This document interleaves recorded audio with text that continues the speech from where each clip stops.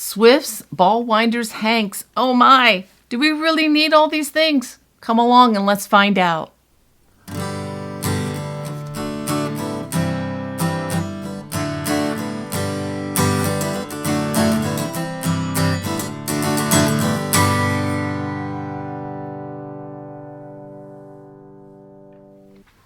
All right, I'm going to show you some swifts and ball winders today and trying to decide, do we really need these? Now, if most of you crochet with yarn that comes in forms like this, which is a cone, or this, which is a cake, or perhaps something like this, which is a skein or a ball of yarn, and these are already in a format that's compact and just ready to go, ready for you to crochet. But we're not going to talk about these today. Instead, we're going to be talking about yarn, and this is sometimes the more special yarns, the yarns that you might find in your local boutique yarn stores, and these are just special yarns that have been hand dyed or just manufactured in a very different way. Let me go ahead and show you what this looks like. When you get yarn in this format, it's generally called a hank, and when you undo this, it looks like this. And so clearly this is not ready to crochet or to knit up. You're going to have to wind it somehow into a ball, and that's what I'm going to demonstrate for you right here. I'm going to show you two basic styles of swifts, and this is where we place the yarn so that you can wind it. I'm going to demonstrate a tabletop swift and an umbrella styled swift. So we're going to go ahead and start with my brand new swift that I just picked up from the Maryland Sheep and Wool Festival. And this came from a company called Yarn Tech. Now it came with a beautifully handcrafted base. Let me go ahead and show you the back of it here. And you can see the spindle is just very nimble, and it spins extremely well. This is the swift portion. And the back, I'm going to line it up with these two holes here. It sets up very quickly. There we go. And what we're going to do is we're going to put the yarn on this in just a minute. Before we do that, I'm going to come over here and I'm going to show you the ball winder that I'm using. The ball winder that I'm using, as you see, it connects to a table surface. So you're going to have a table with some kind of a lip on it that I can connect to. This also connects very well to a kitchen countertop and other things of that nature, but you're going to have something to connect it to. So I'm going to bring it over here to the side, and by just simply turning that little fixture, I have it now connected to the tabletop, and it's very solid. I'm also going to have to connect this to the ball winder, and it's going to hold the yarn. I'm going to wind the yarn in here, as you'll see. Okay.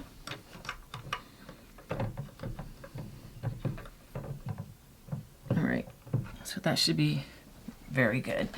Now we're going to add the yarn. Now I'm going to move this away so this doesn't hit anything. All right. And I'm going to take the yarn and I'm going to place it just like this. Now, obviously, that's not very tight, so I'm going to unscrew this. I'm going to pull this just a little bit. That should be good. So it's nice and taut. And so what's going to happen is I'm going to undo the yarn. I'm going to get this yarn released.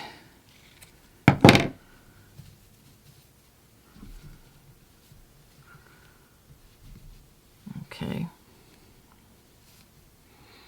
All right, so that's one. And it looks like the other one is on the other side here. On the other side is one more holding the yarn together. Now I'm going to cut this, and it looks like this is on the inside. So I'm going to place this over here for now. Hope it won't get in the way. Gonna cut the knot off here. Okay, and now for the fun part. Let's make sure that we have clearance. This isn't gonna hit anything, because if it does, it's gonna hurt. Now we're gonna wind the yarn carefully right in here at the very top. And then I'm gonna thread it into the hole right here. And then at the top, there's a slit. And I'm gonna do that. And now all I need to do is I'm gonna crank the handle way up here.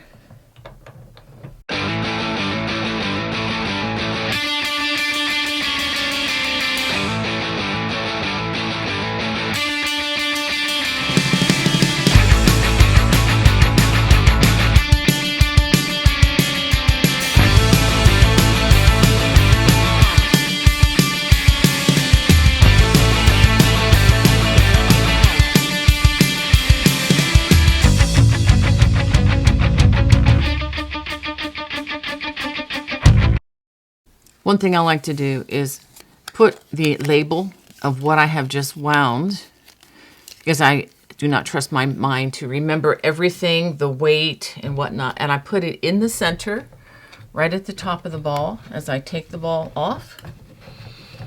And then it's all set and ready to wind.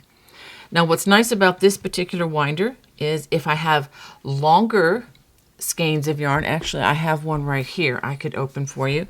What happens is this widens, and the wider this goes, it accommodates larger skeins of yarn. And of course, by closing it up tight, smaller skeins or hanks of yarn. One nice feature of this particular model is if I want to use this as a yarn holder, this is the same base that we just saw spinning. I have this attachment for my yarn ball, and then I can set it upon, there we go, and then it spins very freely.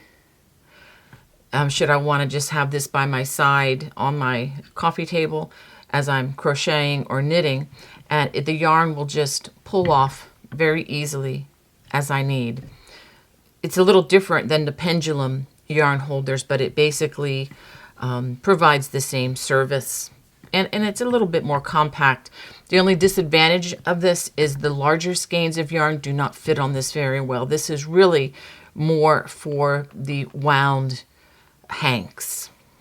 So as you are getting ready to wind your beautiful yarn, and I know it's really tempting to just want to get a sharp pair of scissors and put them under here and cut that label off, but I don't recommend that.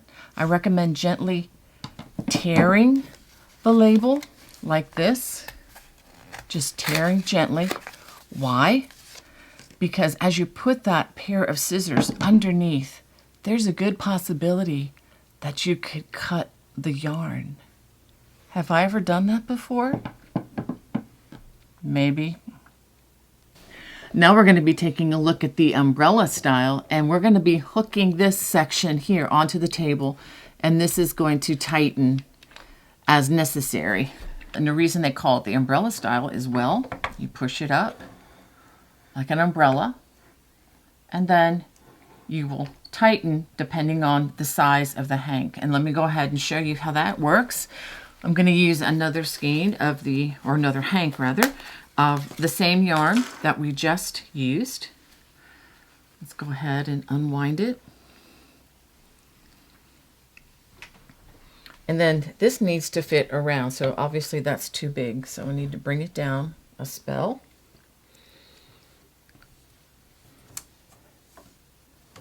And you want to try to put it on this in a way that it's not all twisted, because that could be a problem. So now we need to also find where this is tied up. So let's clip one strand here. All right, so the other end is inside. The outside that we're going to connect to our ball winder is right here. And we do have one more strand we need to release right here.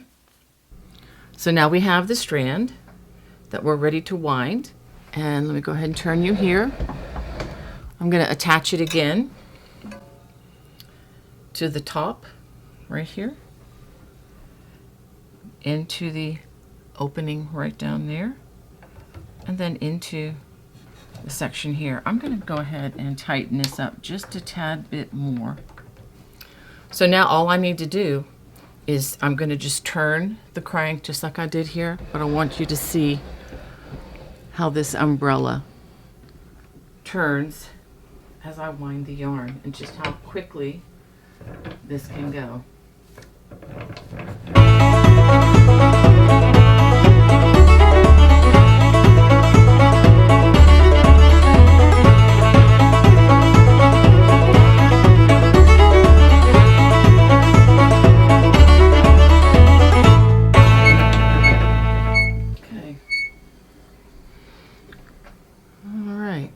And so this is the Umbrella Swift. So let me tell you a little bit about the pros and cons really quickly. The tabletop that I showed you at first is very easy to set up. And I prefer that method if you have a hank of yarn that tends to be tangled, and you hope that never happens to you, but occasionally it does. When you have tangles, it's much easier to untangle the yarn with a tabletop type of Swift, because you don't have this umbrella mechanism in between. So you can bring the yarns over the top of where the yarn is being wound. You could take it off fairly easily. As you can imagine, it's a little more complex with this, and if you release the tension while the yarn is on it, it drops off and becomes a tangled mess. Still, these are very nice. These are very old technology, have been around hundreds of years. Very basic mechanical, and they work fine, except for that one exception of, again, if you have a real tangled mess that you're dealing with, these are a little more complicated. I think the tabletop styles are easier, in my personal opinion, to resolve that matter. Okay. The other thing you need to be really careful of is that these don't break. These are thicker than popsicle sticks. They look very fragile, and it can be fragile, so you do have to be careful with it, obviously. And if these ropes break, you can easily fix them. But if the sticks break, you need to be kind of careful about that. As far as the expense goes, I'll post the links in the video description. These are definitely more economically priced than the one that I just showed you. The earlier one that I showed you that had the beautiful woods with this are handcrafted. I don't believe these are. So there's going to be a difference in price there. So to answer my question, do you need a Swift and a ball winder? Well, it depends. If you only crochet with yarns that are pre-wound, that come in cakes or skeins or balls of yarn that are ready to go, you really don't need one. But if you're going to be venturing into some beautiful hand-dyed yarns that are dyed by indie dyers, if you're going to be, using some of the other high-end yarns that come in hanks, well, you might want to look into that. A lot of times you can have the yarn pre-wound at the yarn store. They oftentimes will offer that courtesy for you. The only problem with that is once you have wound the yarn, you really want to use it within the month or so, because to let it remain in this form can oftentimes thin the yarn a bit, especially if it's been wound on the tight side. Now these feel pretty good. They haven't been wound very tightly, but it's not nearly as relaxed as it is in this form. So it is recommended that not to wind until you're very close to using the yarn for a project. So in that case, if you plan on investing in the higher end natural yarns and fibers, it might be something you want to look into.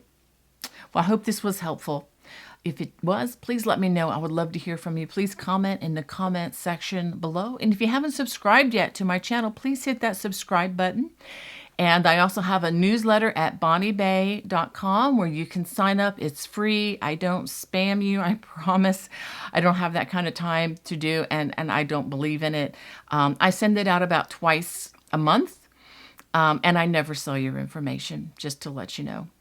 Well, thank you for joining me. God bless. Bye-bye.